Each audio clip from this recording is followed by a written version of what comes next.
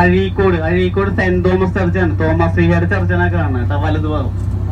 അപ്പൊ തോമസ് ലീഗ ഒരു just story, Thomas ലീഗ നമ്മുടെ മുസ്ലിംസിൽ വന്നു എന്ന് പറയപ്പെടുന്നു കേട്ടോ.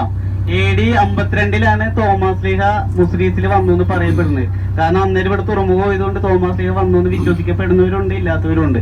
അപ്പൊ തോമസ് ലീഗ ഇവിടെ വരാനായിട്ടുള്ള കാരണം ഈ ഭാഗത്തൊക്കെ റോമൻ യഹൂദ കോളനികൾ ഉണ്ടായിരുന്നു എന്നാണ് പറയണത്. അപ്പൊ യേശു ക്രിസ്തുവിന്റെ 12 ശിഷ്യന്മാരില് ഏറ്റവും ധീരനും ഊർജ്ജസ്വലനുമായിട്ടുള്ള ശിഷ്യനാണ് തോമസ് ലീഗ.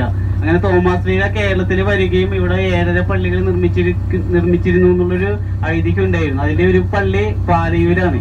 2 പാലയൂര്, കൊടുങ്ങല്ലൂര്, പറവൂർ, കോട്ടക്കാവ്, പിന്നെ കോക്കമംഗലം, ചായൽ, നിലക്കൽ. അരപ്പള്ളികള് തർക്കങ്ങൾ നടക്കുകയാണ്. ഒരു വിഭാഗം ആൾക്കാർ വിശ്വസിക്കുന്നത് മലയാറ്റൂർ പള്ളിയാണെന്ന്, വേറെ വിഭാഗം ആൾക്കാർ പറയുന്നത് കന്യാകുമാരിയിൽ ഒരു പള്ളിയുണ്ട്, അതാണ് അരപ്പള്ളി എന്ന് വിശ്വസിക്കുന്നത്. അപ്പൊ ഏകദേശം ഒരു 20 വർഷത്തോളം കാലം തോമസ് ലീഗ കേരളത്തിൽ ഉണ്ടായിരുന്നു. അതിനുശേഷം തമിഴ്നാട്ടിൽ പോയി. അപ്പൊ തമിഴ്നാട്ടിലെ AD 72 ചിന്നമല, മൈലാപ്പൂർ എന്ന് പറഞ്ഞ സ്ഥലത്ത് ശത്രുക്കൾ കുന്തമുനയാൽ തോമസ് ലീഗനെ കുത്തിക്കൊന്നു എന്നാണ് പറയുന്നത്, മതപരിവർത്തനം ചെയ്തതിനെ ആരോപിച്ചിട്ട്. അതിനുശേഷം മൃതദേഹം അവിടെ സംസ്കരിക്കുകയും അവിടെ നിന്ന് എദേസായിലോട്ട് കൊണ്ടുപോയി. അപ്പൊ പണ്ടൊക്കെ കുരിശുദ്ധങ്ങളൊക്കെ നടക്കുന്നതുകൊണ്ട് പല പല സ്ഥലങ്ങളിലോട്ടൊക്കെ തോമസ് ലീഗയുടെ മൃതദേഹത്തിന്റെ അവശിഷ്ടം, തിരിശേഷിപ്പ് എന്ന് പറയും, പല പല സ്ഥലങ്ങളിൽ സൂക്ഷിച്ചു. അവസാനം ഇറ്റലിയിലോട്ടാണ് മാറ്റിയത്. നമ്മുടെ കേരളത്തിലെ വിശ്വാസികളുടെ റിക്വസ്റ്റ് പ്രകാരം അവർ ഇറ്റലിയിലോട്ട് കത്തയച്ചു.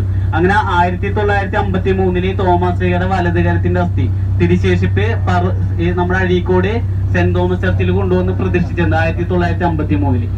ആ പള്ളിയുടെ ഏറ്റവും വലിയ പ്രത്യേകത, നമുക്ക് രാവിലെ 9 തൊട്ട് 6 മണി വരെ വന്ന തോമസ് ലീഗയുടെ വലതുകരത്തിന്റെ അസ്ഥി കണ്ട് പ്രാർത്ഥിച്ച് തൊഴാം. അതാണ് ആ പള്ളിയുടെ പ്രത്യേകത.